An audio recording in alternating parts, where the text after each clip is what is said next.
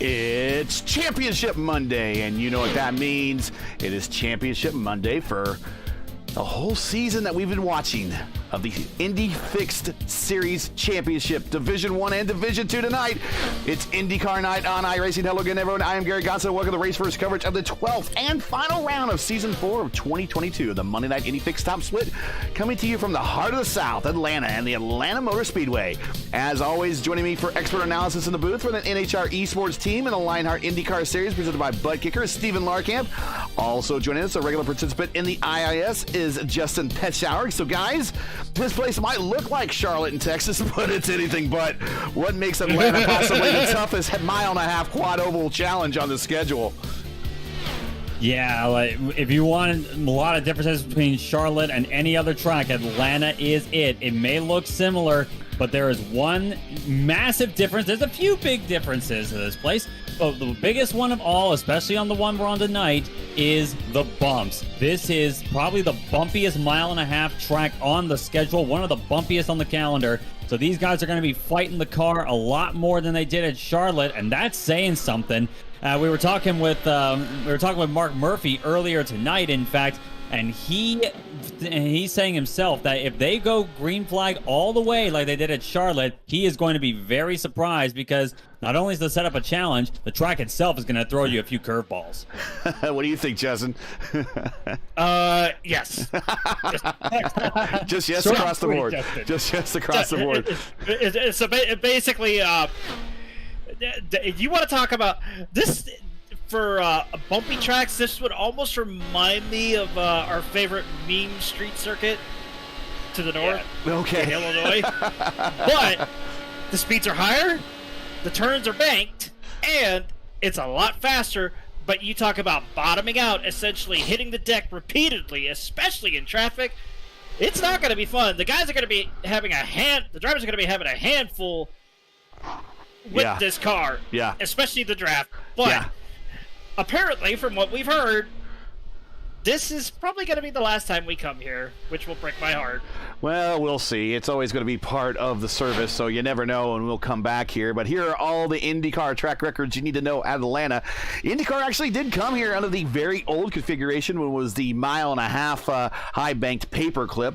It visited here for the very first time in 1965, and then went on a bit of a hiatus for some reason, not returning until the 70s. But the winner of that first race, though, was Johnny Rutherford. So really, some IndyCar royalty has won here.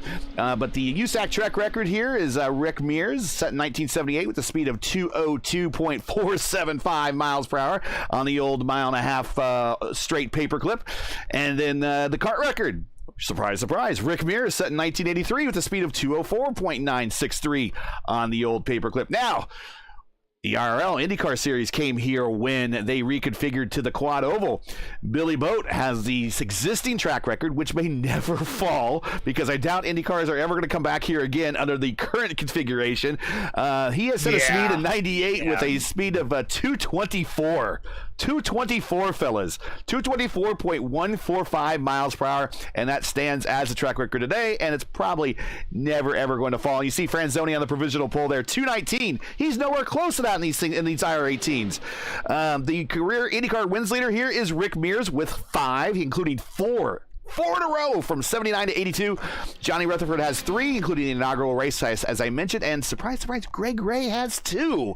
We don't mention him an awful lot here on the broadcast, but Greg Ray, former IndyCar champion, he has 2. And with that said, it's time to go racing, fellas. Final race of the season. Let's take a look at tonight's starting lineup from Atlanta.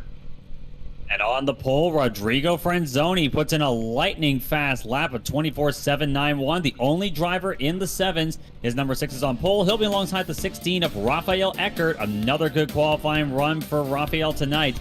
Trace did. The winner should have been twice winner at Talladega a couple weeks ago. I'm still lamenting that. He's starting 3rd. He'll be alongside Adriano Forporti in the number 7.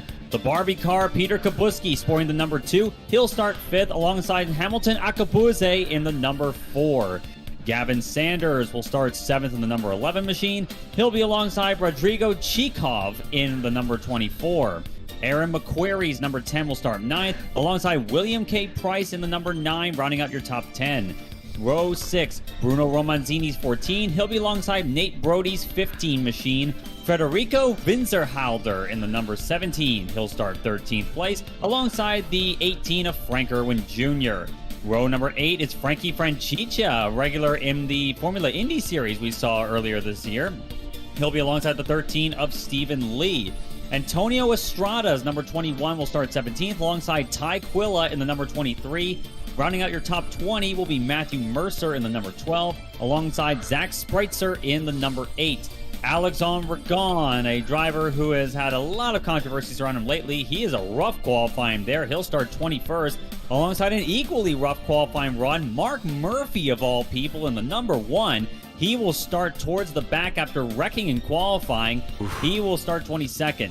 And then the final 3 drivers did not post qualifying times. Eric Macedo in the 19, Freddie Udo Garcia in the number 20, and Gil Ribeiro in the number 25 crashed in qualifying, so he will be shotgun on the field.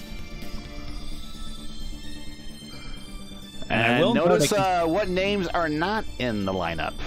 I was about to say, conspicuous absence is Adriano Pinero, one of the championship contenders. He is not shown up for this race tonight. Perhaps a bit comfortable in his position. Remember, it's him, Mark Murphy, and another absentee in Chris Wilhite, who have been the top 3 in the championship for a while this season. Yeah, let's give it a division. Let me give it a Division 1 points on the screen here, really quick. If I can bring it up here, here we go. Boom, there we go. Mark Murphy Pinero, there is your difference, 1820 to 1726. Wilhite's not here. Shadid's in the lineup. Van de Sant not here. Franzoni in the lineup. Martin's not in the lineup. Pizarro not in the lineup. Lee in the lineup. Lichtenberg not in the lineup. So we're going to see some moving and shakers here. Also, before we get going, Division 2 is on the line as well. Let's take a look at that. And also, your leader there is Romanzini, looking for a championship in Division 2. So there are championship implications here, and 2 divisions going on as we're getting ready to go green. And I actually just found out why Chris Wellite is not here. His hauler broke down in West Virginia, and the permits apparently for the truck were not good enough, according to them. He's actually racing over in Open, supporting his teammate over there who might win the Open Championship. So best of luck to those guys. Here we go.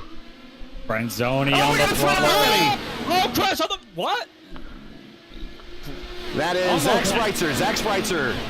Zach Spreitzer in trouble. Spun to the pits. Yeah. That's William K. Price as well. Yeah, I think I saw William Price also in trouble there. He actually is coming off a pit road now. But Franzoni away well. Trey Shadid makes a great move on Eckert up to P2. Look at this challenge as we end lap number 1. 75 laps on the books here tonight as Trey Shadid looking all over the back end of Rodrigo Franzoni. Rafael Eckert slots in the 3rd. For Porty in 4th. Akabuze and Kabuski fighting it out for 5th. Oh, and almost some dramas towards the back of the field there. Yeah. Romanzini holding off Nate Brody and Federico Winzerhalder. Winzerhalder gets around Chikov to move himself up to P10. Yeah, a bunch of crazy action going on already. You didn't think that was going to be happening, but with Championship Sunday, anything goes. Championship's on the line, and almost contact back there. Trouble. I believe that was for Porty. Porty got sideways there off of turn number 2. Beautiful save. But now looking behind him, Akabuze coming under pressure, not just from Kabuski, but look at Gavin Sanders up on the high line there. Yeah, Gavin Sanders won the velocity. Oh, there's a car through the infield. That is Franchica through the infield. He's trying to rejoin. But back to Gavin real quick. He won the Velocity Online Racing Series, Online Racing IndyCar Series race here a couple seasons ago. Pretty much dominated that race. So he does have some experience with fixed setups here at Atlanta.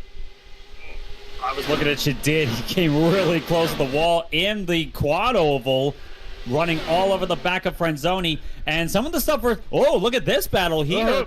Akabuze up on the high line there. And he clears Adriano Porty up to P4. Using that high line to his advantage. You definitely can, but you can get a little bit close to that wall up on the through 1 and 2, as well as 3 and 4. But you don't want to try and run the Kyle Larson line, because if you do that, you're just going to go into the wall and end your race. And the same move happened there with Peter Kubuski. Now Kubuski's moving the move on for Porty. He got by Sanders. Now can he get by for Porty on the very next lap? He's got to be careful of that apron, though, because if you barely touch that apron, it's going to upset your car, just like we saw with Jimmy Johnson at Iowa Speedway back in July of this year. We always say apron bad, but apron is really bad here in Atlanta. You touch it in any sort of way, and it is going to send you around in a heartbeat. You gotta play that low line very carefully here. And I will note as well, started 22nd on the grid, up to 13th is Mark Murphy. Yep, I was just getting ready to talk about him. Put the camera back there. There he is, and he's not too far behind this group, and he's going to be working with other drivers, and I'm wondering if maybe he has some deals with some other folks here that maybe toward the end will get him some valuable positions here on the racetrack for some season-sealing points here to put the nails in the coffin for this championship. Yeah, guys, I'm looking at the time that's scored right now. We got 2 drivers already knocked out for the first DNFs of the season finale here. Yep. Yeah, William sorry, and Price we were so excited watching the racing. Out. I did not have the ticker up. It is up, folks. There you go. And give you an idea where we got here. We got close battles all over this racetrack right now. But unfortunately, it's starting to become like what I've seen at other past races here, where you have groups of 2 cars, and then they're all separated by about a second and a half, and another group of 2 cars separated by a second and a half. But there you see the first set right there. They're your leaders side by side down the backstretch going into turn 3. And then right behind them, there's Rafael Eckhardt, who has skin in the game, folks, because he is one of the Division 2 combatants for tonight. He is second in the Division 2 championship. He is wanting to get as many points ahead of Romanzini to get that championship. And right now, as things look, he is going to gain points. We just don't know how many quite yet. Yeah, I think he's going to gain at least a decent amount of points. So we got a battle here between Ty Quilla and Alexander Regal going down the back straightaway here, battling hard. They're throwing blocks on each other, and it almost looks like Regal is trying to use the Kyle Larson line. Kyle Larson. Kyle Larson. Kyle Larson. I had a tongue twisting moment there. Sorry. So if you look at this track and you let's say we superimpose Charlotte over it, where Regan is running up there is the grandstands in Charlotte. Basically, yeah, Atlanta is a much wider track than Charlotte is. And the bumps really don't make you think it's much wider, but it definitely is. And yeah, you'd be up in the grandstands if you were in Charlotte that high up on the track, and that is certainly a viable line. It's once again that age-old game of find the clean air, and Regan is trying to find it up on that high line there. Whoa, I think Quilla hit the wall. Quilla came really close to the wall there as Regan looks to the inside into turn number 3. Side by side, Regan trying to hold it there. Quilla getting run on the high line there. Beautifully defended right now by Ty Quilla. And whether he hit the wall or not, it doesn't seem to have affected him too much now. Yeah, Ty in that Ferrari livery. Get ready for another Spinella moment. Well, we'll it's see. Too easy. Yeah, we'll see these cars. This is a very slippery. Low-hanging fruit. Yeah, well, fellas. I mean, we might joke about, there we go, and that might have been exactly what happened. He might got a little light off of 4, lit some on by, but you can get very. He's going to the inside. Car to the inside. There we go, caution, and that is Nate Brody. Nate Brody's in trouble, and that was dangerously close for Alexander Regan. But Brody saves it, keeps it off the wall. But I think, looking at him, I think he had a damaged front wing on that machine. Well, let's see what happened here. Let's bring it Something back. else happened Let's here, rewind just a little bit. Yeah, he got loose. He was loose already, but he got loose at the start-finish lines. He started to rotate for the quad oval. You just don't see that. You don't see that at any other racetrack but here. Exactly. That's one of the biggest things, is that you don't normally think of a quad oval on a track like Atlanta or Charlotte or Texas. You don't think of that as a challenge. You just think of it as a thing that curves a little bit. But no, the bumps on the dog leg there They are brutal. They are absolutely brutal. If you get it wrong in the slightest, you are going around in a heartbeat. And I figured the leaders would do that. Franzoni coming on a pit road. After Eckert's going to stay out. Oh, and his number one combatant, and this is championship implications here for the Division II championship, as Roman Zini is going to do what his chief rival is going to do, and he's going to stay out. So that's going to be very interesting. Stephen Lee's going to stay out, but everyone else down pit road, and I'm thinking this is a pretty wise move considering how bad this track is a cheese grater for tires. It very much is. That's one thing you always got to consider. The tires will wear out in a heartbeat. It's kind of like the story of the first ever race at Talladega in 1969, where the track may as well have been paved with cheese graters because the tires were dying left, right, and center after 5 laps. It's not quite that bad, of course, in these Indy cars, but the pace you lose is substantial, and the grip you lose especially. You're going to want fresh rubber as much as you want it. Of course, the thing you got to consider, they only have 2 sets of tires they can change onto. 3 in total. You start on 1. You only have 2 spares. Yeah, and now they got 1 left here in the pits for these guys, and really, I mean, they're going to have to stop again unless they're expecting lots and lots of yellow and lots of caution. And this track really doesn't invite. Well, here comes Roman Zini. Nope, he's going to pump fake. Yeah, I was wondering why he was coming in, but he's going to try to do an unnecessary pump fake. Got me fooled, but nobody else apparently. But yeah, I mean, all these guys are going to have to stop again, and they're going to want a new set of tires in order to get these cars to the end, and having that last set there is going to be extremely valuable to a lot of these drivers here. But these 3 up front, they're going to have 2 extra sets, so maybe they're hoping for a lot of caution. But again, there's not a lot of caution here. We're going to see a lot of one-car incidents where cars are going to be spinning off of turn 2 or maybe off of turn 4. Also under green flag pit stops, the apron here is extremely slippery, and we can see guys come off the button and bring the back into the car around. So much can happen here that it's just really tough to make a call this early in the race, but these guys are going to make the gamble.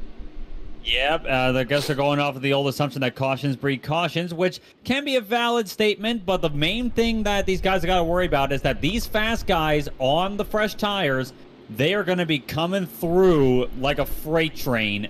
Franzoni, Shadid, Kabuski, Akabuze, and Fraporti, they've got the fresh rubber to get by them, I would think. So these guys are probably going to lose a lot of track position before they can gain it later on.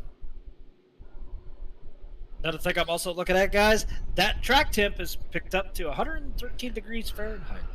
So it's going to make it a little bit slick as well. Atlanta's still hot. Yeah, it's hot Atlanta in the sim, but it's cold Atlanta in real life right now.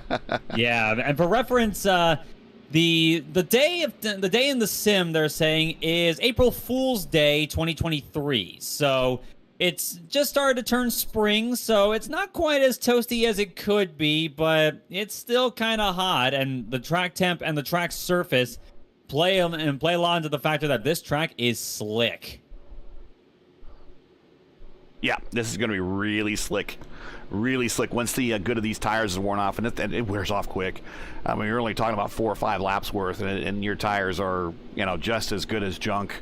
So how well you manage is going to make a big difference. We are getting ready to go green here. Thanks, everyone, for watching. Make sure, I haven't got a chance to really talk about it yet. We're only 5 subscribers away from the 1,000 mark. Make sure to, if you're not subscribed already, hit that button, turn it from red to gray, and you could be one of the last 5 people we need in order to get to that 1,000 mark, and you could do it right now, right before we go green. And Eckert, did Eckert pass the pace car? That was quite the thing there. The pace car did peel off, so it was a good jump, but everybody else was caught sleeping. Roman Zini is a long ways behind him right now. Everyone else is probably... Oh, he can't do that! That's a big jump. I don't know if he could do that. Are we showing any black flags in the system? If they're not, he just got away with it. Eckert got away with it. Wow. Yeah, It's registered the pace car as being on pit road, so Eckert had the right to go there. Romanzini and Lee, they were caught sleeping on that one. Probably they were watching the pace car. They probably were. They were thinking that maybe he pulled what Ragon did at Talladega, that sparked a lot of controversy. Well, yeah, and I was just getting ready to say something about that. In fact, the funny thing is I was helping out the IAR guys with some spotting right before the Open Wheels 500. They were using the Indy Open Indianapolis race as kind of a warm-up, and I was helping one of their drivers as well as the driver that I was spotting for, which is Jesper. And I said, be careful with the guy in front of you coming to this restart doesn't pull a Scott Goodyear. And I think it was Seb Alexander goes, I know what that means now. Hey, you're never too old to learn new things. No, never too old. Especially what's the stuff that you shouldn't do. We're watching Eckert getting a little loose off of turn 2 there. Gavin Sanders getting we got a big wreck on the backstretch. There's Mark Murphy. Murphy's in it. Sanders, Mark Murphy is in it. Mark Murphy is in that one hard. One of the championship contenders. I'm not seeing, well, actually, I think I am seeing some suspension damage on that number 1 machine. Okay, it started with right around Gavin and Vinzerhalder, and Gavin just came up on Vinzerhalder.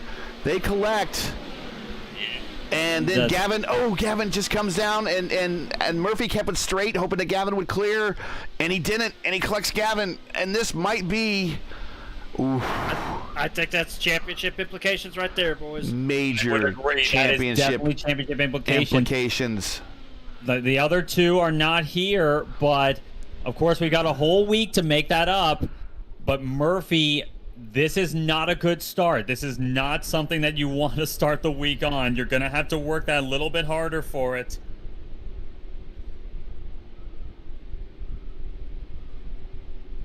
Looking at it, Eckert has come on to pit road. Romanzini has not.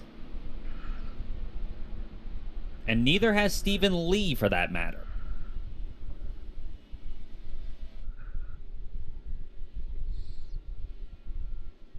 So Eckert looks like the only driver to come on to pit road on this caution on lap 25. We're expecting about 50 laps is the fuel number that we're looking for here. So Franzoni does not seem to be taking it. Of course, they just pitted for tires, so they probably topped off fuel as well.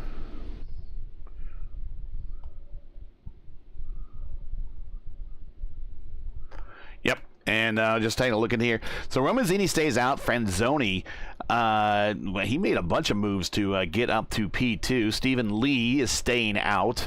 Actually, Franzoni only had to make one move, really, to get up there. He was the first of the cars not to pit, actually. And he worked around. Who was the last car not to pit that time? That was Stephen Lee. Stephen Lee. So we got Romanzini, Stephen Lee, and then this time it looks like then we did get Romanzini. It would have been gosh, why names are escaping me all of a sudden. Who's Romanzini fighting for the championship? Eckert pitted. So Eckert did come in. Eckert did come in a pit. Yeah, so he Eckert came on the pit road. He was the only one back there in 17th. So that's probably a good decision for him because it's right at that border. And if he look where he's running. Look where he's running right here. He is running below the white line. He is in fuel conserve mode a million right now because I think he thinks that he's going to make it here on no more stops. His tires are going to be pretty much crap at the end of the run, but he thinks that he's not going to stop anymore after this. So we will see how this spawns for him. But Romanzini is your leader. He is the Division 2 points leader, also in the Division 2 points championship. His chief combatant that he's fighting against is back there. That is that we were just looking at him. That was Eckert. As we are still under caution, long caution period here.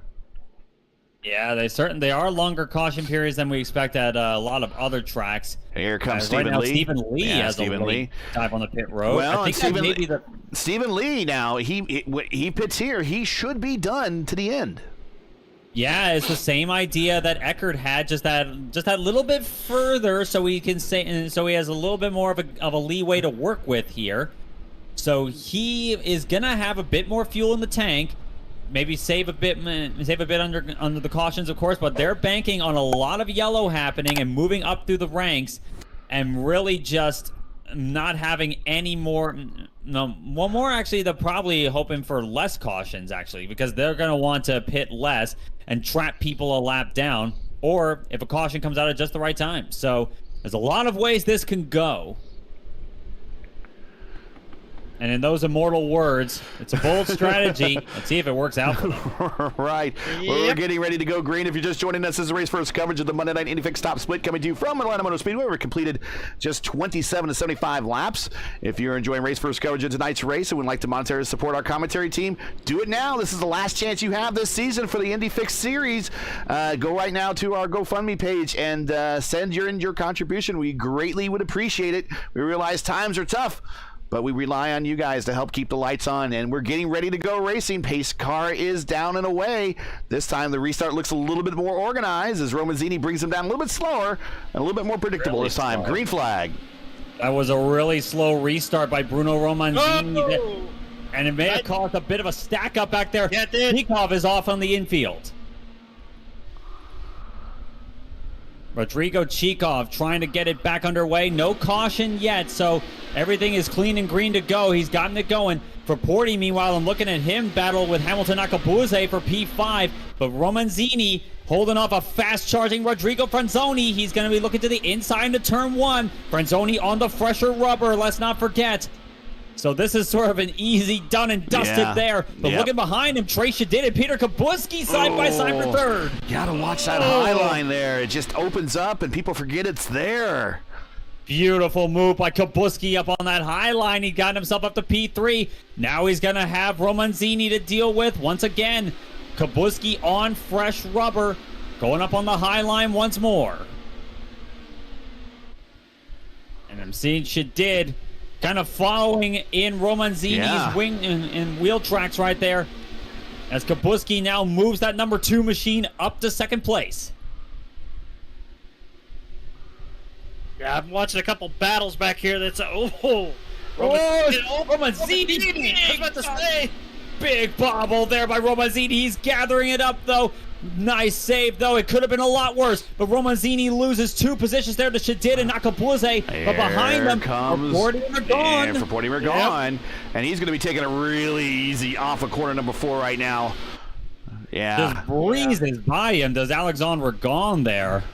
That high line is starting to be the place to be, but if you get down low and you start clipping that apron just a tad bit, or you get stuck behind somebody's dirty air, you can see right there just a couple of bits of understeer kicking. Speaking of which, look at this move for the lead. Kabuski up on the high line. He's going to have a nose ahead. Peter Kabuski on the high side. He is going to clear him. Kabuski for the lead of the race. Oh, beautiful pass that was by Peter Kabuski as they go off into turn number 1 here, but can Rodrigo Franzoni get it back? I don't know, but we got a heavy battle here for 5th place. Ragon is just trying to hang on the bottom side of the corners over here. It's not working for him. He moves back to the high side to stay behind Hamilton Akabuze. Yeah, and Kabuski is running the dream right now, running the low line in clean air. This is the big thing here. You can run the low line in clean air just fine, but in the draft, you can work high lines. It seems like you can work them really well because Kabuski demonstrated he got around to the race lead. Can Franzoni respond, or more to the point, maybe Trey Shadid, Akabuze, or Ragon get themselves into this conversation? Also, look back at P9. my man, Antonio Estrada, normally joins me on that Saturday Indy Open broadcast, up 8 spots to P9, and he continues to work a slightly higher line than everyone else, lining up Frank Irwin Jr. here in 3. He's getting a look on the outside. He's got a good run. He's going to come up half. Now he's even off coming off the corner. Has a side pod advantage. Has a now full car advantage, and he pulls off the position. Move up Estrada to P8. This really is showing the high line's the place to be in the draft right now. Antonio Estrada really working it. It's kind of a quiet night thus far, but he's made a lot of progress. Up 9 positions. Now he's sizing up Bruno Romanzini, and Romanzini is just really struggled right now. I'm just going to say, I'm going to say Estrada could just probably be patient here with Romanzini. 37 laps on this current stint, which you don't want to do. And Romanzini running a little bit more of a higher line, which probably is not a. And here goes Estrada down low now. I think he had to jerk the wheel a little bit more than he wanted to, and he's had to check up because here comes a group of 2 led by Nate Brody, who had that incident early on, starting to reel this battle in. Also, I noticed coming up the speed on the warm-up lane there, I saw Mark Murphy back on the racetrack, so he's trying to earn some valuable spots here in this championship, and it might just come down to that. But right now we're watching a battle for P7 between Division 2 leader Bruno Romanzini and Antonio Estrada in P8, and Estrada with the run on the high side and move him up another position. Estrada in the race first car up to 7th. Clears him bright and white handily. And talking about Romanzini, look who's also gotten himself in the picture in this train here. It's Rafael Eckert, who came in on that last caution. He has been picking them off left, right, and center. Starting to get crowded now, there. Eckert now just driving down to the low side right now on Romanzini. Yeah, this is championship implications right here, folks. Pulls. He's giving him a slide job. Wow. I'm sure Romanzini is not happy about that one. I'm sure Romanzini is not happy about that one. Not what he wanted at all in this instance. Rafael Eckert gets the pass done, and now Frank Irwin Jr. and Tyquilla. It's a freight train up top. It's a freight train up top. Yep. Is just getting freight train right now. That is just sad to see. Meanwhile, I'm looking back up at the lead battle here. Kabuski still holding the point, but Shadid and Akabuze fighting with Fransoni for P2. And also in this battle is everyone's favorite Andre Ragon. I think he's earned the nickname Indy Fix's favorite driver, Andre Ragon. Yeah, probably so. But to give credit where it's due here, Ragon started 21st on the field. Man, he's up 17 spots. He's up 17 spots. I mean, you can't knock that the guy's certainly got ability. It's just how he applies it at times can be a bit contentious, if I'm to be diplomatic about it. But Kabuski still holding on to the point here. He's definitely enjoying seeing these guys fighting it out behind him. Shadid trying to fight Franzoni. Ragon trying to fight Shadid.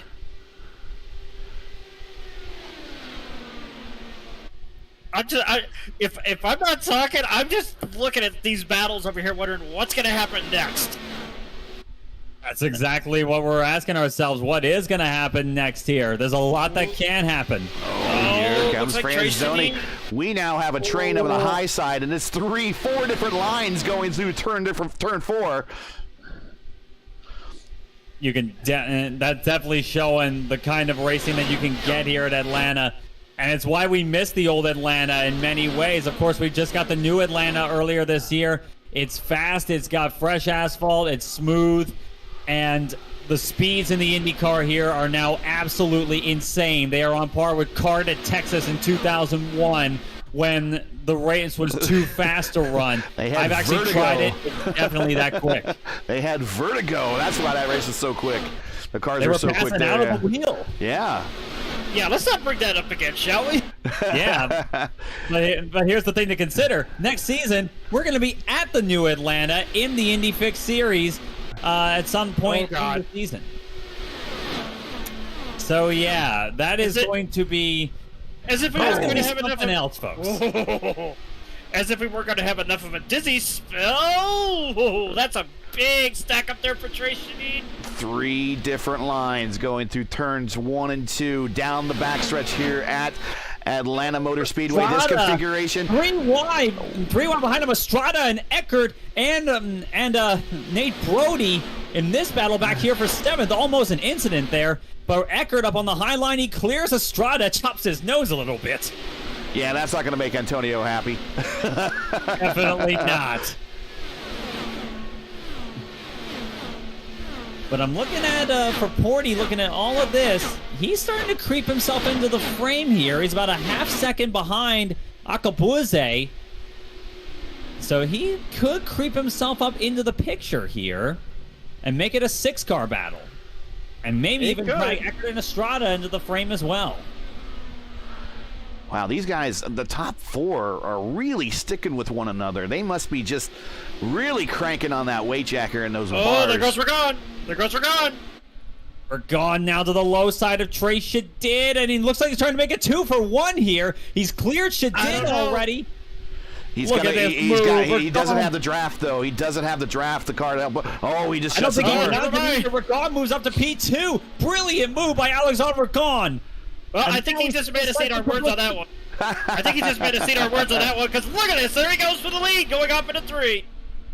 Blazes by Peter Kubuski to the lead of the race. I think Kubuski's trying to save a few things here, maybe trying to save a bit of fuel. But maybe tires as well. Maybe tires too. Yeah, I mean, 25 to go. To the bridge of the lead. 25 to go, fellas. Last race here of the Indy Fixed season of, or the Indy Fixed Championship of Season 4, 2023. We'll start, 22. We'll start Season 1 of 2023 here in 2 weeks at Kansas, right here on Race First. As always, keep it tuned here. You don't want to miss a thing. Hit the bell, hit the reminder, so you won't miss out on the next race, as we are in the closing stages here of this shootout race right now at Atlanta Motor Speedway. 1.55 mile quad oval. So it's a little bit bigger than the other quad ovals that we race on. Yeah, we say 1.55 miles. Don't tell NASCAR that. It's 1.5 miles. Damn it, get it right. We don't go the extra inch. Then stop redesigning tracks. Exactly. Stop measuring the track. We want our measurements to be exact. Let's take a look here at the top 10. There's Ragon, moves his way up to the front. He too, Peter Kubuski, he's led a good chunk of today's race. Right there with Franzoni. Franzoni led the early stages. There's Trey Shadid, been up front all day today. Hamilton's been up there all day today. Now, we've been corrected on how to say his name. Actually, we now know really how to say his name. We've been saying Aquabueze a lot for a while, but I heard during the Open Wheels podcast, or Open Wheel broadcast, that he has a we've been saying it wrong to no one's surprise. Hey, live and learn through that. And of course, though there is a flip side to that, is that the race spot guys always seem to pronounce my name wrong. They pronounce it Stefan rather than Steven. Well, so you should get the nickname the Wolf. Get Stefan Wolf. Hey, I like that. And I like what I was thinking. Eckert on the low side of Porty. Look at this diving move. Oh, he got a little bit of understeer there. Almost upset him going into turn 1. How he saved it, I will never know. And Eckert clears Adriano for Porty. Eckert has probably the best fuel situation of any of the leaders right now. Could this be a win for the 16 machine and a big boom for his championship and for his Division 2 championship hunt? Don't jinx him yet. You got to remember the commentator's curse. Do not jinx him. All right, so because remember what happened the past few weeks. Whenever I would talk about a driver, they would either wreck out or run out of fuel. Nate Brody passing for Porty on the high side. Nate Brody on the move, trying to make up for that incident earlier on that brought out the first caution. Okay, so Nate Brody, of course, no slouch of a driver. We've raced against him plenty of times before. The guy certainly can get the job done. And he was a lap or two away from a win at a couple of our broadcasts. It unfortunately just got taken out by a wreck. So phonetically spelled for me for Hamilton's last name, it's Akabueze. Abkueasy. Abkueasy, okay. Abkueasy, yeah. So it's Akabueze. Yeah. Akabueze. Okay. I got it now. Akabuize. But okay. if we can give him that name like Acob or something like that, like A-Rod or something like that, I mean, that might work for the man. I mean, he's It got could work. Yeah, I mean, nicknames for fast guys tend to stick. I think And Eckert got really close, and we were just watching it right there. Eckert got really close there. I don't think he touched it, but he came dangerously close. But he's flirting with it. He's flirting struggling. with it. He's struggling. But I'm looking at him. He's actually catching up a little bit more on Akabuize there.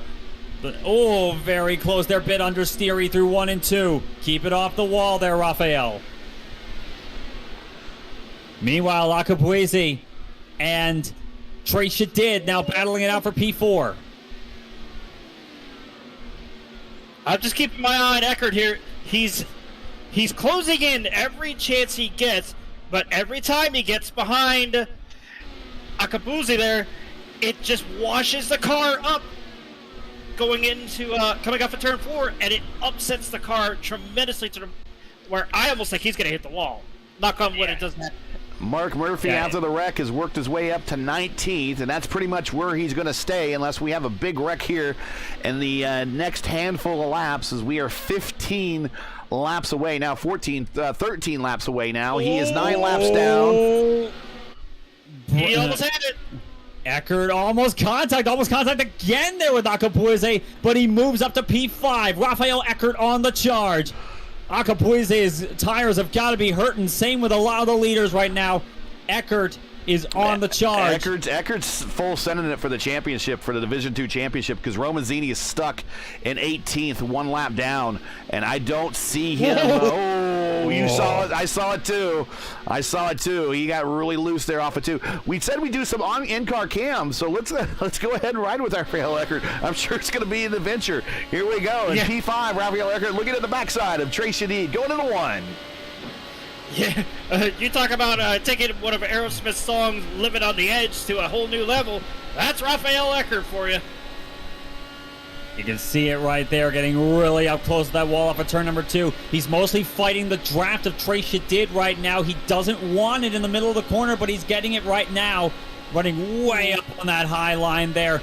Can he get the run back at him, though? I think he's got it. He's got that run, but the question is he going to be able to make it stick through 1 and 2? Goes out to the low side. That low side is not fast. Oh, Ragon's pitting in. Yeah, Ragon signaling he's coming onto pit road this time. This is the big problem here. These guys probably will not be able to make it. I'm looking at Kabuski and Franzoni in a similar light. Same with Shadid. Raphael Eckert is really looking to be the driver in the best position here to squeak out a win. Yeah, he's definitely in the catbird seat. He's going to go out on the inside of Trace. It is still side by side as they go through 1 and 2. Understeers just a tiny bit. Gives him enough for understeers again. He's not. He is not giving Trace any room up against that wall. Trace is going to get down. Trace is going to get down at some point to pit. That's another thing. I'm sure Trace is another lap or so away from pitting. And there's another thing that you got to consider in Eckert's position if you're being that aggressive: the dreaded net code. You got to be careful with net code here. It's absolutely brutal in this car. It'll detect that you hit him when you didn't hit him. I think he's going to give him room here. Yeah, I think he may realizing the situation he's in. It's the easiest to go ahead. It's always easiest to pass a car when it's on pit road. So here comes Trace staying out 1 more lap. Caution is out. Trying to see who it was. Estrada on pit road. It was Ragon. Alexander Ragon was in it. He lost it coming off of pit road off of turn 2. And I told you that into the wall. I told you that this pit road is extremely slippery, and he did. That is a broken rear wing. I've seen others do, and I've done, and yes. And wow, that takes care of Eckert's advantage. Yeah, this really doesn't help Eckert's situation. This is probably the worst time imaginable to have the caution come out for him. Franzoni, Kabuski, Shadid, they are probably all going to be coming on the pit road, especially for fresh tires. Okay, we are going to have ourselves a sprint here to end the season on fresh tires at 200 miles per hour at Atlanta Motor Speedway. If you're not strapped in, you need to strap yourself in one more time. as old DW says, we'll pull those, or is it the, or As Larry Mack. as Larry Mack would say, it says pull those, pull those belts tight one more time, and get ready to watch this thing, because it is going to be quite the finish here with everybody with fresh tires, and Franzoni is going to be a sitting duck. He is going to be an absolute sitting duck, and here comes Fraporti. Fraporti stayed out. Yeah, Fraporti also stayed out. So Peter Antonio Caputo. Estrada. Yeah, this is quite a split strategy here. Oh my God. Absolutely crazy stuff here, and sadly, I will point this out. One of the drivers that seemed to be caught a lap down from all of this is Bruno Romanzini. Romanzini has been caught a lap down from all of this. Yeah, Romanzini's been a major blow to defending his lead in the championship. He has been a lap down for a little bit, and this one is not going to help him gain any spots at all. He's just pretty much locked in 15th, the first car one lap down. Really no chance of improving. The big thing is the cars that are around him. It's like a Mercer right behind him. So that's going to be a battle for position. So he could actually lose positions here on this restart because he is racing Mercer right behind him right there. Ragon is actually one lap down, but I think he's going to be, he's back out on the racetrack. So he got a new rear wing. Let's see how his car is tracking. Get that in-car camera. It seems to be tracking pretty good. Let's see how he gets when he gets on at least a level portion, how straight that wheel. That wheel looks pretty straight. Yeah, so maybe able to keep it going at least to a degree, but Ragon is a lap down. And from what I'm hearing over the radio, Tyke Willis says, my arms are hurting right now. Yeah. Well, just a handful of laps, fellas. Keep it going. And there is Fraporti down low, trying to save as much fuel as possible. Franzoni, though, is not doing that. Which is very strange. He's not even in sixth gear coasting under pits. Maybe, and possibly on map 1. I can't entirely tell from the engine sound alone. But Franzoni probably more confident than a lot of other people are right now, and especially since he has two cars that act as a buffer between him and Kabuski on fresh tires. So he's got that gap to work with. We'll see if he can make it happen. And if the lights go out on the pace car now, it will be 4 laps to go.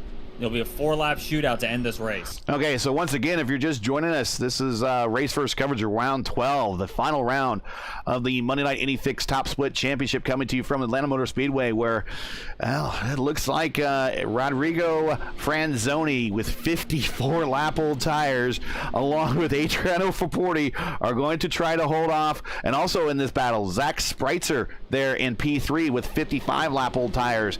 They're going to try to fight off the battle from Kabutsky, Shadid, Eckert, Akabuezi, Brody, Quilla, and Stephen Lee going back to 10th with only 2 lap-old tires here with just a handful of laps to go at Atlanta Motor Speedway. Hey, show your support of Race First. Become a member of our Patreon page today. Thanks for joining us. Make sure to go over to patreon.com/racefirst and make your choose your Patreon level. We'd really appreciate it. Make sure to smash that like button, subscribe to the channel so you don't miss out on the next race, which will be in 2 weeks here on Race First when Indy Fixed opens its next season at Kansas.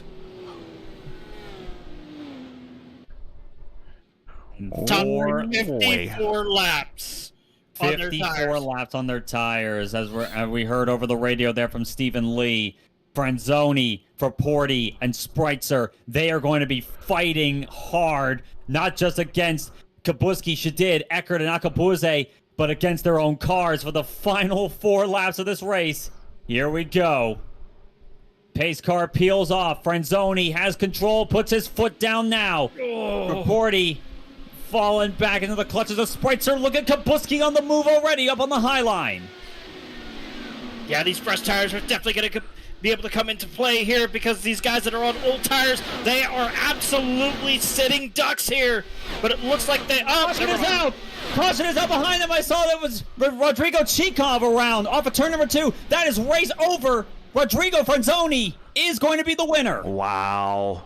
Wow. And that's all that's going to save him. Let's go back and take a look what happened to Chikov. Kabuski, I'm seeing in the chat, FFS. He is not happy with that caution. He had a winning car tonight, but Rodrigo Franzoni holds on to it. Chikov just got loose going into 1 because of the bumps, and and got sideways, and that's enough to bring out the caution. And folks, that is it for this Indy fixed season.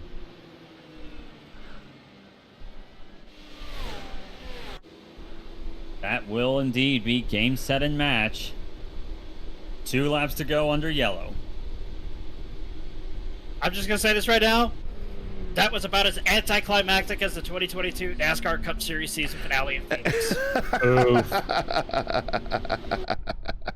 Sad to say, but yeah, that was not what we were expecting. It could have been such a more epic finish there. I would have thought I knew that Kabuski was going to be going for it. Shadid was going to be going for it. Eckert was going to be going for it. But I will say, looking at Division 2 championship right now, Eckert in P6, this is going to be a big boom for him to start the week. Mark Murphy just coasting around in 19th. That's not going to help him for Division 1 too much. The only saving grace is that the other 2 haven't showed up for this one, but it's going to be a tough fight for the rest of the week. Yeah, it's, we have a saying here, and there's also a saying in another sport, golf, it's leader in the clubhouse, and that's where, for at least right now, Murphy will go. I don't know, probably want to participate in the next race at 9:15, maybe try to audit this score, but it just started off bad for him, and looks like it was improving, and just got worse when he got collected in there, and that wreck there, that big wreck off of 2 that had about 4 cars in it. But unfortunately, it's going to be holding his breath time if he wants to stand pat, but he is the leader in the clubhouse.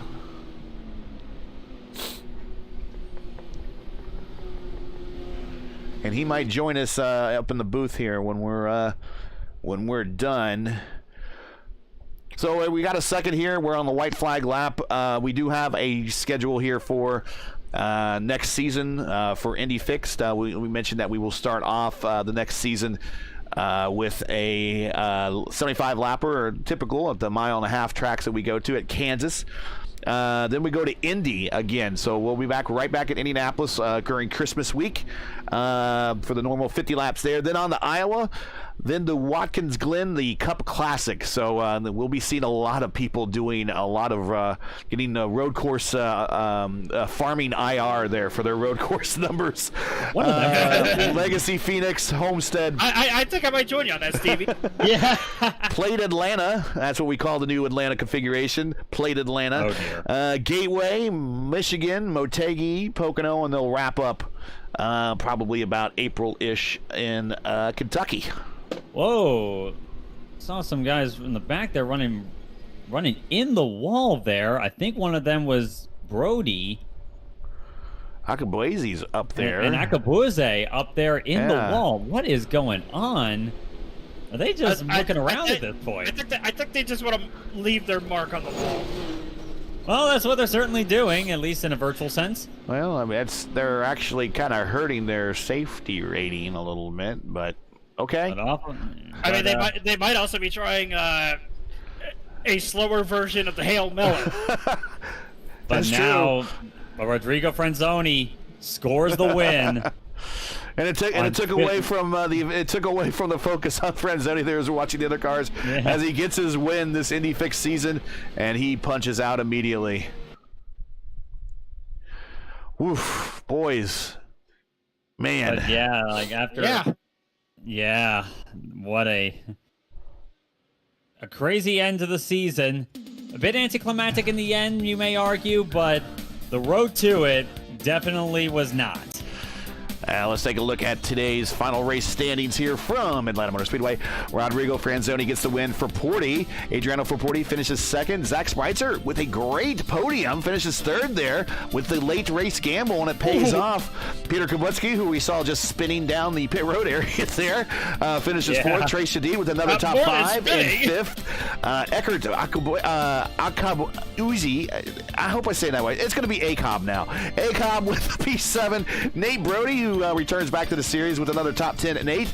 Ty Quilla with a good finish there in 9th. Stephen Lee with another top 10 in 10th. Remainder of your top 15 is Frank Irwin Jr., Freddie Udo Garcia. Well, we really didn't talk about him all day today, but he sneaks up to the top 15.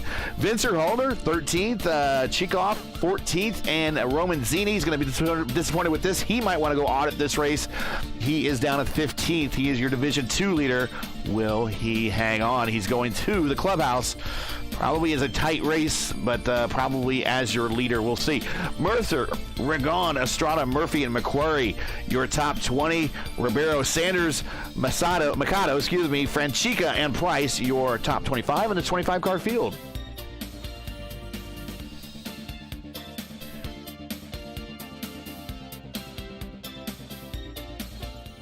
I'm actually seeing Shadid and Mark Murphy doing a Polish victory lap. It may not have been the result they wanted this season and the result they wanted for this race, but it's looking like a strong run so far in the championship. Murphy has put on another great showing once again. Very consistent, always able to work through a bad qualifying run. And Mark Murphy, if he is the champion this season, we'll see at the end of the week. But it's been a well-deserved one. It's a well-deserved one for anyone that gets it. But Murphy celebrating a great season overall.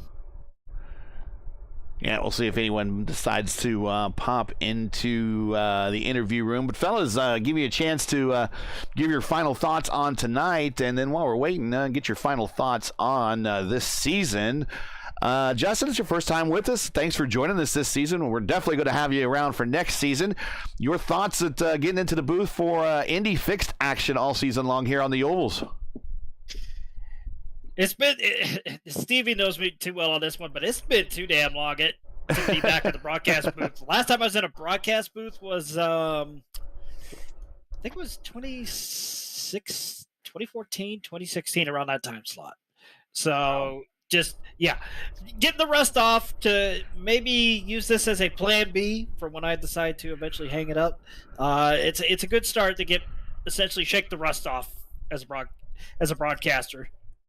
But some thrilling racing this year. Some races that were just like,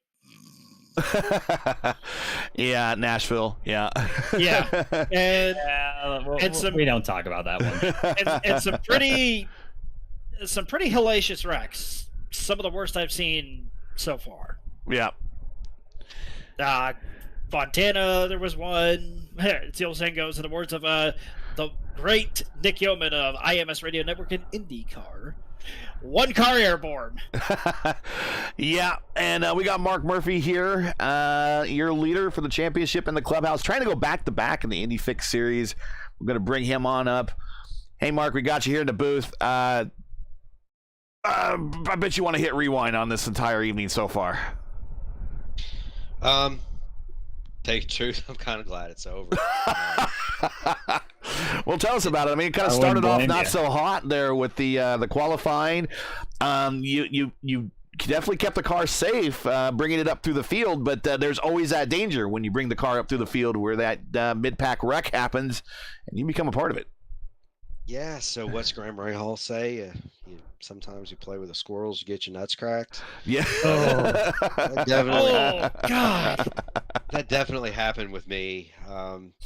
I saw whoever that was hit the fence, got into Sanders, and I saw Chikoff go low, and I thought, because I missed Chikoff and I missed the second guy, and I thought, man, I'm through it. He's just going to slide down on the bottom, and he slid back up there, and it's not anybody's fault. It happens. And, Right. You know, just, man,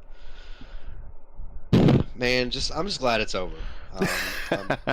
I'm happy that uh, I don't know. I mean, I'm happy, and I can't really express how unbelievable it is to be a two-time champion. Back-to-back doesn't champion. It doesn't seem real. It it doesn't seem real. It doesn't, when you got guys that are faster like Chris and Adriano, and I mean even Rodrigo. Those guys are faster than me. They always have been, and somehow we keep coming out on top in points, and it's just, I guess, it's the proof. If you just run up front and stay within yourself, and you don't run over people, and you avoid most of the messes, you can do pretty good. Well, It definitely Andy can. Dunwoody here in chat says Murphy win the championship. He's got the question mark there. So right now it's too early to tell. We think so. But there's still a long week worth of racing to go. But like we like to say, that he is the leader in the clubhouse right now. And unless there's some crazy split that happens, you know what I mean? It's yeah. And in case anyone's wondering what the strength of field for tonight is, it's not. We've seen higher before. A lot of guys opted not to run tonight. It's a 38-53 tonight. Like I think a week ago we had a 42-17. So that's a little far cry from being the highest number. So I think hope is eternal here, and I think when the final the polls are closed, it's kind of sounds like we're counting election results well into the night. When the polls are closed, I think that we might be talking to the two-time and back-to-back defending and reigning Indy Fix Series champion right here, Mark Murphy. Mark, I know a rough day, but if this does pan out to be your championship, I know you got some people to thank. You got some teammates, sponsors, you name it. So we'll go ahead and give you the microphone and go ahead and thank whoever you need. Yeah, I mean, Andy Dunwoody's the guy behind Black Magic, and he's really supported me for about 3 seasons now, and really fortunate to be part of that awesome group of guys. Not just Andy, but Brian Sharp and Keegan and all the guys that make up that team are really awesome. We do a lot of endurance racing together, so keep a lookout for that. There's not enough words to express how much my partnership with Trace means. He's the brains. I'm the sometimes tortoise that catches the hares. He's the guy that figures out the setups, and I'm just the idiot that mashes the gas, and I can't do it. You can't do it without him, and so this is, if it happens again, the two those two championships should be Murphy hyphen Shadid, because that's truly the way that works. Shout out to Chris and Adriano and Alex Van de Zan and just everybody that makes up this community. It's without a doubt, there's no doubt in saying that the IndyCar community on iRacing is by far the best in the service, and it's because of top guys like that'll help you out and show you around and give you tips and tricks that it is what it is. And so I gotta tip my hat to them, and I gotta thank you and Justin and Steven and for all you do, and Matt for making this possible. And I'm looking forward to a week off. And, yeah, we all. Yeah. Well, it's not really a week off, so I got to plug the league I normally run in on Friday nights. We run the Elite Racing League runs a full distance IndyCar league, so we go whatever the full distance is, and qualifying for our Indy 500 is Friday. So I got to turn around and go back to Indianapolis. Thankfully, It's a fixed setup, but thankfully and praise everybody involved that it is not the iRacing fixed setup, but it is a fixed setup race. So I gotta go start tuning up for that. Probably not much celebrating. I'll probably be practice open tonight. So probably be. Well, just to tell you how difficult it is to go back-to-back on any type of championship, specifically IndyCar. The last time we had a back-to-back championship champion in IndyCar, it's been a while. We're talking 2011, 2010, Dario Franchitti. In IndyCar history, it's not an easy feat. Now, can you go 3 straight like Dario? We'll see. We're not going to set that bar high for you yet, because once you go 3 straight, then we got to talk about Sebastian Bourdais then. So, one thing at a time. If it hits 3 straight, I'll quit. He retires at 3 straight. I'm going to tell you this though. I mean, I'm looking at the schedule for next season, Kansas, right, and then we go to Indianapolis. Of course, you can't run this series without Indianapolis. Right. Iowa. Love Iowa. Watkins Glen, the Cup layout at Watkins Glen, which that is absolutely a lot of fun. It's a blast of a road course, and it's one of the few that I can actually be competitive at. I think my love affair with Legacy Phoenix is well known. Homestead is a fun track. We're coming back here to the actual layout of Atlanta, which Played Atlanta, yeah. That's Death Week, right? That's the plate race. Then we go to Gateway and Michigan and Motegi and Pocono and Kentucky, and I like all of those tracks. So we were talking about earlier that Kentucky, New Kentucky was one of my 3 favorite tracks. Gateway and Phoenix. And Phoenix being the other 2. So I'm looking forward to that. Love racing at Michigan too, man. That's gonna be fun. You guys are gonna have 2 really good races in 3 weeks. Played Atlanta and Michigan. Oh yeah, we're gonna have a ball next season. So, but I'm gonna go run Speedway and I'm gonna call Trace and call Andy, and we're gonna go. I'm gonna go start getting the Speedway car ready, because that's a big one.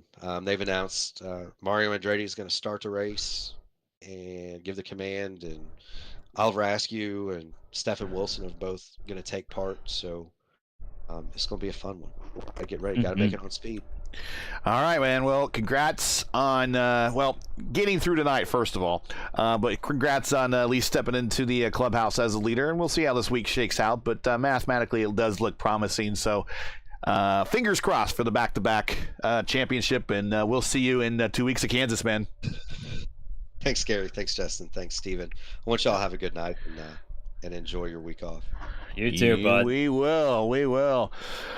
Well, I think this kind of wrap her up here, fellas. I know I think all of our thoughts were in agreement that this was kind of we expected kind of a bummer of a race, and it turned out to be quite an exciting one here. We didn't expect the tires to really make it competitive up front as it was, but it was really competitive up front. But we get a week off, and then we start this all over again at Kansas. Steven, we've had some pretty good races at Kansas, so we're probably looking for a good start to next season. And Justin, I know that in terms of how the stock car guys run there, they tend to run Kansas pretty well. The IndyCar guys tend to run that as a bit of a pack race, so we'll see. We got a pretty exciting start to next season booming. I definitely think for Kansas depends on which car you're talking about. You're talking about the Gen 6 before they neutered it in 2019, or you're talking about the next gen? I think everyone now knows, since you broke it down that way, kind of your opinions. Yeah. Before they neutered the Gen 6, it actually was decent. You could run low, middle, high through the corners. 2017, nobody was running the bottom groove in the Thursday night race that I was in, and within about 15-20 laps I was passing people on the bottom while everybody else was staying at a high line, and they're like, I had one guy go, How's he doing that? Yeah. It's like, because I'm backing my quarter entry in, letting it roll through, and There just you go. hitting that bottom. Because There you go. y'all are making that groove up on the high side a little too warm. Yeah. And look at that chat here. Comp 3 says we need overtime. No overtime in IndyCar racing. Excuse me? No IndyCar No, overtime. no, good sir. No green white checkers. No lucky dogs here. No gimmick racing is IndyCar racing. It's real racing. All right, fellas. Well, you've earned a more than a week off, but I can only give you a week. Yeah. I mean, we're always happy to be back in the booth, of course. It's always a fun time for us. So that's it for tonight. Once again, your podium from Atlanta is Rodrigo Franzoni with the win, Adriano Fraporti, and Spreitzer also with the gamble. Zach Spreitzer with the gamble to pull off the second and the third steps of the podium. And that's how we end our season tonight. Join Steven, Justin, and myself in 2 weeks for round 1 of the Monday Night IndyFix Top Split of season 1 of 23 as the series moves to Kansas Speedway. Coverage, as always, begins around 7:15 p.m. Eastern Time. That's 7:15 p.m. Eastern. You can find everything right here on YouTube at youtube.com/racefirst. Hey, we love bringing these races to you, but they are really not easy. They require time and money to produce. Because of your generosity and donations, we've been able to bring you a year of IndyFix action nearly commercial-free. If you share our passion for the sport of IndyCar and enjoyed our coverage of the Monday Night IndyFix Top Split, tonight is your last chance. Please take the time to visit our GoFundMe page. The link is in the description, and donate to our Season 4 of 2022 Monday Night IndyFix Top Split broadcast fund. We realize times are tough. We know we're in the holidays. I gotta buy gifts for my wife and child too. I understand. So any contribution will be greatly appreciated. We thank you for watching and making us part of your Monday evenings each and every week.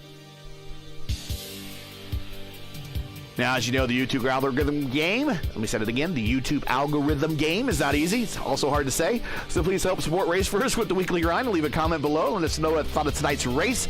And if you enjoyed tonight's coverage, support us by smashing like in the video. And there's a lot to like for tonight.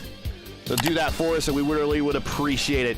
If you're new, click subscribe, or why hit the bell for weekly reminders so you don't miss out more of Race First's other iRacing programming, including the Indy Open Strength of Field Championship finale at Texas Motor Speedway, with coverage sponsored by Team Watson Racing Setups. Coverage starts this Saturday, 1 p.m. Eastern. Don't miss it. We will be crowning a champion. Also, don't forget, starting December 7th will be round 1 of the winter 2022-2023 season of the Revolution Indy League's Schaefer's IndyCar Series, as they open their season right here on Race First from the Miami Homestead Speedway. For business inquiries and learn more about Race First and what we do, visit racefirst.com, like us on Facebook, or follow us on Twitter. And here's all of our handles right here at the bottom of the screen coming up. There they go. You can follow all of our handles right here at the bottom of your screen right now. Keep your browser set here for the most in-depth IndyCar knowledge on all of iRacing. Race First, we know what Indy means. So, for Stephen Larkamp, Justin Petschauer, everyone at Race First, I'm Gary Gotzo saying all good night and thanks for watching. And to all our men and women serving in the military and as first responders, Godspeed, God bless, come on safe. Congratulations to our leader in the clubhouse, Mark Murphy, for possibly being the back-to-back champion. We will see. And happy holidays to each and every one of you listening out there right now. Catch us again in 2 weeks at Kansas for round 1 of season 1 of 2023 championship and the next race of the Monday Night IndyFix Top Split. Good night.